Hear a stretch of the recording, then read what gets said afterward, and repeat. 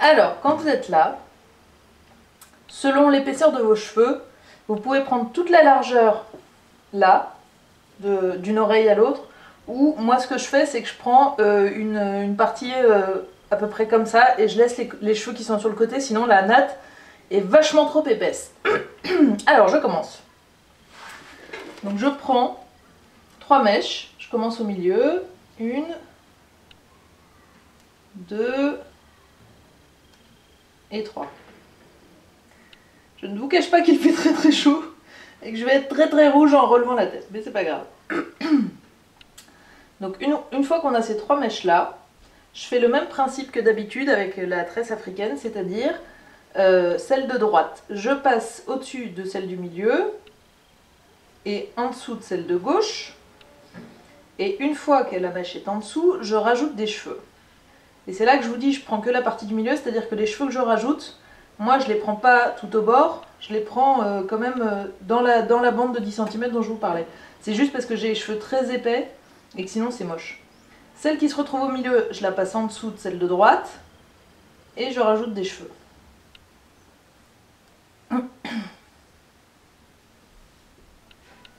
Celle qui se retrouve au milieu, je la passe sous celle de gauche et je rajoute des cheveux.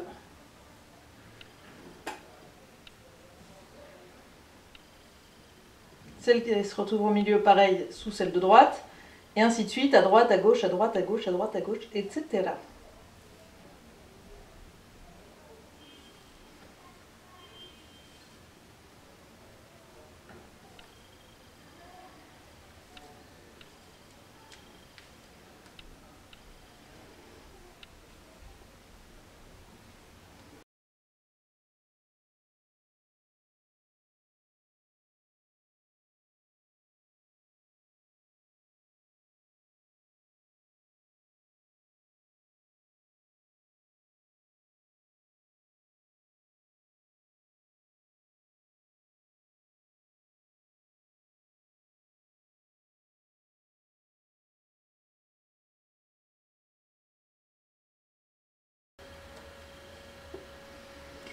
Une fois que vous pensez être assez haut sur votre crâne pour faire le chignon, hop, vous nattez le reste sans reprendre de cheveux.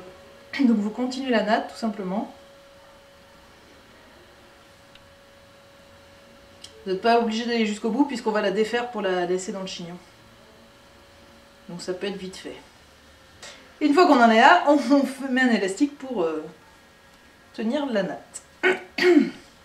Donc nous avons ça. On relève les cheveux, attention, Marion a très chaud. Donc une fois qu'on est là, hop, on relève tout. Et on se fait une queue de cheval façon années 80. Alors là c'est le stade où c'est assez important de regarder un peu ce que ça donne derrière, parce que des fois les cheveux qu'on prend passent par-dessus la natte, etc. C'est pas très beau. Donc moi je ne le fais pas là parce que je veux pas y passer 3 heures et que j'ai pas mes 2 miroirs là, pratiques, etc. Mais si vous voulez que ce soit nickel pour une soirée, faites-le chez vous. Là je vous montre juste la technique. C'est pas forcément... J'espère que le rendu sera pas trop moche, mais je vous montre la technique surtout. Là je prends un élastique. Je vais arriver. Prendre un élastique de ça avec une seule main, c'est un peu chaud. J'aurais peut-être dû le faire avant. Bref. Et je fais une queue de cheval très haute. Alors évidemment, si vous avez une frange, vous pouvez la laisser. Si vous avez une mèche, vous pouvez la laisser. Vous faites comme vous voulez. Là, il y a la mode du chignon très haut, donc c'est cool. Vous pouvez laisser le... Vous voyez, vous rabattez juste un peu comme ça pour que ce soit pas trop tiré. Que ça fasse un peu une coque. Vous pouvez même ajouter un accessoire si vous voulez vraiment faire une coque. Bref, vous attachez un peu comme vous voulez, quoi.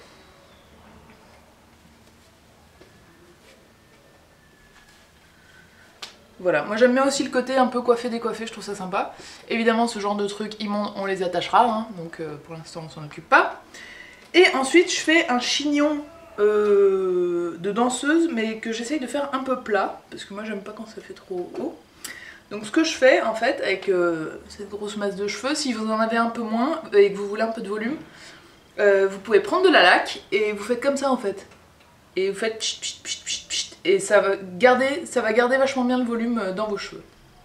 Je suis désolée, j'ai chaud, c'est horrible. Je dégouline. Donc, pour faire le chignon de danseuse, hop, on prend les cheveux comme ça, on fait un tour, et en fait là, on va essayer de l'assouplir un peu, que ce soit pas trop rigide et que ça puisse s'aplatir assez facilement quand on met les barrettes. Faut vraiment que ce soit un peu mou. Hop là. Voilà. Donc une fois que j'ai ça, moi je l'aplatis avec mes mains, et je vais venir placer les épingles au bord de façon à ce que ce soit plat. Pour ceci, je me mets comme ça, bien au bord, je prends un tout petit peu de cheveux, pas la peine d'en prendre des tonnes, surtout si que ça tiendra moins bien.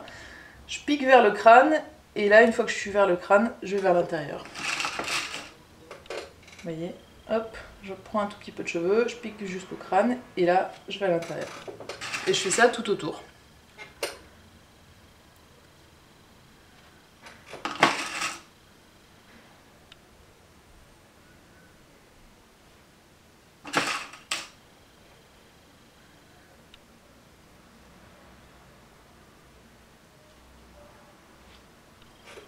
Vous voyez, là j'en suis à 4 et ça tient quasiment tout seul. Je vais en rajouter pour le côté esthétique.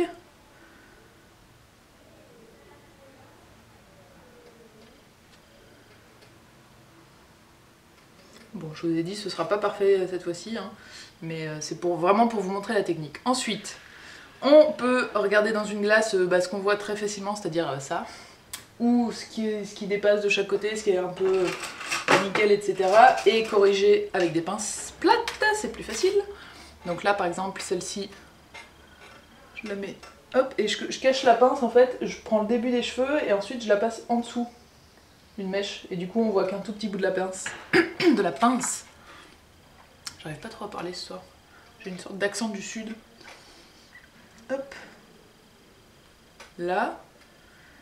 Bon, ce magnifique petit pic, on va dire qu'il n'est pas là dans la vraie vie, hein, c'est pas grave. Si, je vais mettre une petite pince pour l'aplatir quand même. Hop. Qu'on cache dans le chignon. Tout va bien. Et donc là, il y a des plis, etc. Mais je ne vous cache pas que ça fait... Je crois que c'est la 6e fois que je filme cette tresse. Et que les 5 premières fois...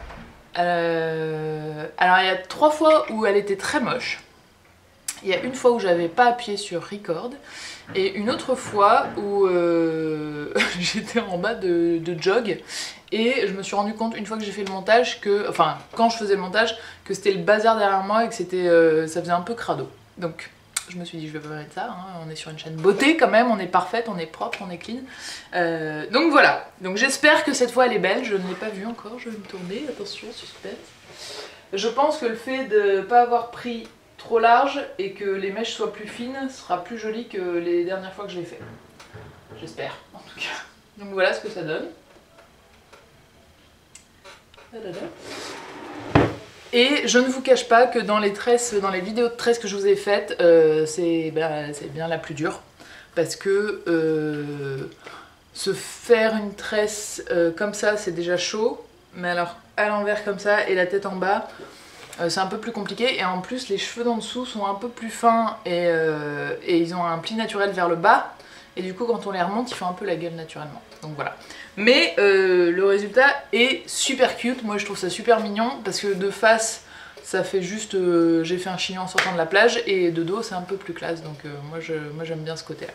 Voilà, j'espère que ça vous plaît. Si vous le faites chez vous, je vous en supplie, envoyez-moi des photos que je puisse vous admirer vos cheveux, admirer vos coiffures et tout. Ça me fait trop plaisir. Donc mon adresse mail, c'est mademoiselle-du6blush@hotmail.fr. Et je vous souhaite de prendre soin de vous, de bien vous coiffer, de bien vous tresser, et je vous fais des gros bisous. Ciao!